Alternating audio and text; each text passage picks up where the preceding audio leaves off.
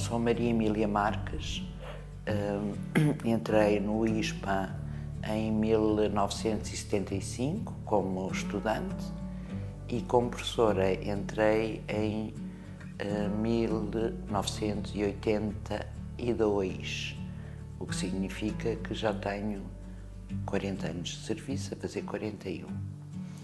Sou professora dominantemente nas áreas da avaliação clínica projetiva, dominantemente, e depois já participei em várias cadeiras ligadas também às psicopatologias, ou da criança, do adolescente, do adulto. E depois, nos últimos anos, tenho desenvolvido um interesse específico na área da etnopsicanálise, tendo criado um centro que tem participado em vários projetos de investigação e intervenção na área das migrações. Portanto, eu sou psicóloga de formação de base, psicóloga clínica, feita no ISPA, primeira formação, e depois fiz em Paris 5, Universidade de René Descartes, fiz uma pós-graduação em psicopatologia e psicologia clínica em técnicas projetivas. Fiz doutoramento em Coimbra em técnicas projetivas e sou da Sociedade Portuguesa de Psicanálise já há uns anos bons. Para além da atividade docente, desenvolve clínica em regime de atividade liberal. Eu tinha decidido fazer História, especificamente Arqueologia. Mas nesse verão de 75, o verão quente de 75, estive a ler um livro que era do Pierre Daco, que era qualquer coisa, não me lembro exatamente o título, mas As Verdades e as Mentiras da Psicologia. Fiquei super entusiasmada. E, portanto, quando saí de casa para me ir matricular na Faculdade de Letras de Lisboa, cheguei ao Marquês de Pombal, tinha que apanhar outro autocarro, e depois disse, tinha visto nas páginas amarelas, na altura, não é? Que havia uma instituição chamada Instituto Português de Psicologia Aplicada, na Rua Brancamp. E como era ali ao pé, fui lá. E lá disseram, aqui não, tem que ir para a Rua da Emenda. E, portanto, foi nesse Instituto Português de Psicologia Aplicada, nem sei se já existe, que me mandaram para a Rua da Emenda, onde eu fui e me matriculei. Isto como eu digo, no verão quente de 75. E pronto, cheguei a casa, perguntaram, tudo bem, já te matriculaste? Sim, houve aqui uma alteração de planos. Afinal, eu agora vou fazer Psicologia. Porque lá em casa não perceberam bem o que é que eu estava a fazer, mas disseram, está bem. E pronto, foi assim que eu tive conhecimento do ISPA, e ainda no sítio que não foi o primeiro, mas foi o terceiro, desde que o ISPA foi fundado, que era na Rua da Emenda. A Rua da Emenda era assim, aquilo tinha um edifício inicial antigo, aquela zona do Bairro Alto, era uma zona antiga, não é? Mas eu nunca conheci muito bem o edifício central, tirando a secretaria, porque naquele ano entraram imensos alunos e não cabiam. Então o que é que aconteceu? Era a época, não é? Ocupou-se um edifício em frente, que era do Ministério do Trabalho, que não estava concluído ainda, está tudo em cimento, um frio horrível naquele inverno. E, portanto, ficámos ali, aquele primeiro ano, éramos imensos, ficámos alojados naquele edifício. Aquilo, pois, era uma situação provisória.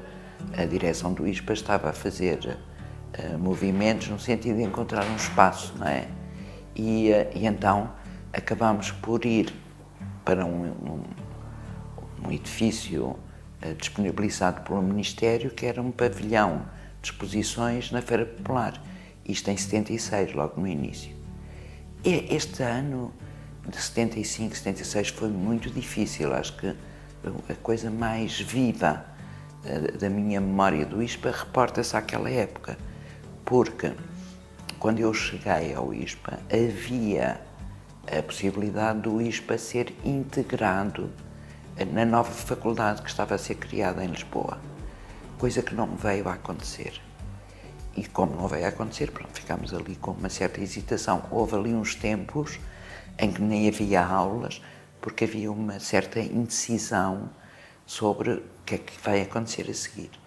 Depois, a faculdade foi criada, o ISPA não foi integrado, tentou-se a nacionalização, que era uma coisa que à época, pronto, estava também em voga, também não foi possível.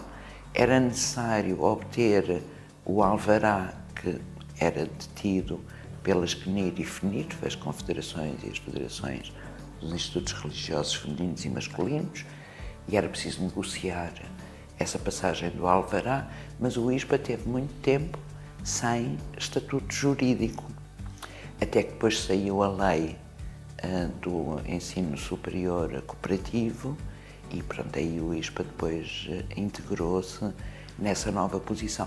Mas foi um ano muito difícil, porque tivemos sem ter aulas, foi decidido pela direção da época que o ISPA ia fechar e acabámos por, no ano a seguir, não houve inscrições e foi preciso aqui uma certa revolução, digamos, interna, e aquela direção acabou por ser afastada e então aí o ISPA retomou.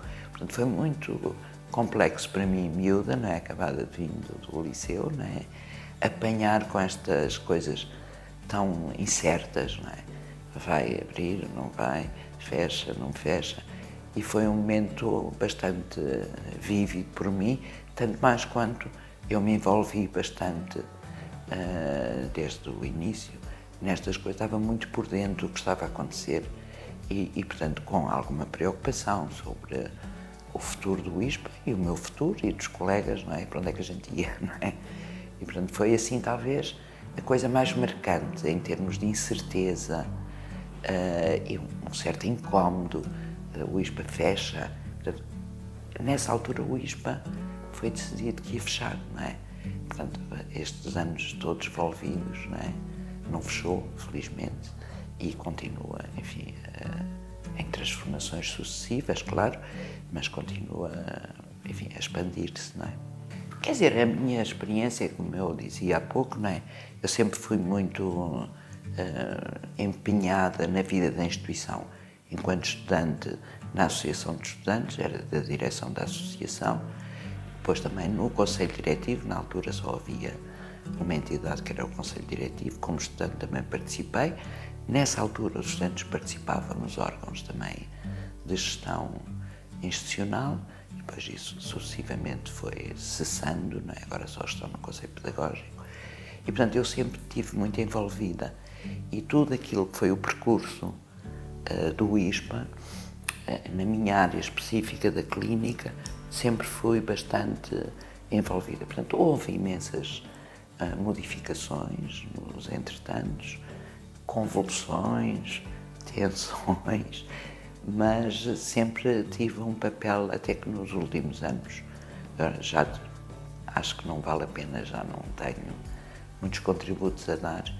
O ISPA modificou-se na sua própria, estou a falar na clínica, modificou-se na sua própria identidade e o meu contributo hoje em dia, na minha perspectiva, não é relevante e portanto afastei-me naturalmente e até penso, bom, também como me vou reformar, pronto, foi um ciclo da minha vida e um ciclo do ISPA também. Eu acho que em primeiro lugar aparece aquele ano conturbado de 75, 76. Aquilo, a esta distância, ainda me lembro da inquietação daquela época. E depois o segundo momento tem a ver também com a minha reforma, que vai correr brevemente, tem a ver com estas modificações do currículo na área de clínica que ocorreu, enfim, recentemente. São os momentos mais significativos. O resto tinha aquela marca do entusiasmo, depois a gente ralhava muito uns com os outros e votava nos sítios respectivos e foi sempre muito... O sentimento que eu tinha era... fazia parte. Aquele 75, 76 e esta mudança A última, pronto, já me sinto um bocadinho mais, não sei qual é o melhor adjetivo, desinvestida. Quer dizer, há uma questão, quer dizer, eu entrei no ISPA há muitos anos, não é? Eu não uso esse designativo, não é? Mas, de facto, uma parte da minha identidade, até pessoal, está ligada ao ISPA, não é? Toda a minha vida académica e profissional foi feita no ISPA. Eu nunca pensei em ir trabalhar para o outro lado, não é? E, portanto, é qualquer coisa que também não vou explicar o meu nome, porque eu tenho este nome, nasci, deram-me este nome e assim eu tenho. O ISPA é um bocadinho da mesma coisa, é uma coisa mesmo identitária. E, portanto, não sinto a necessidade de me afirmar aquilo que eu sou. Não, acho redundante. Sou isto, eu sou daqui. Como desde que vim para aqui em 75, até agora, eu estou ligado ao ISPA, não é? Portanto, agora, se isto significa ser ispiano, não sei dizer, não sei dizer, mas é daquelas coisas, não é? A gente pode dizer, no meu caso, o meu nome, e posso dizer sou do ISPA, não é? Quer dizer, eu não me designo como ispiniana ou ispiana, não sei, mas há uma coisa que para mim é garantida, tal como eu tenho um nome, uma família, eu só tenho uma instituição de pertença, quer na minha formação, quer na minha atividade profissional. E, portanto, eu poderei dizer eu sou do ISPA, dizer-me ispiana não me dá jeito, mas que sou do ISPA, sou. Até me reformar, até me ir embora, eu continuo a ser do ISPA. E serei depois. E não tenho nenhum pudor em dizer isso, nem nenhuma, apesar, enfim, de alguns contratempos existentes, continuo a sentir que sou do ISPA.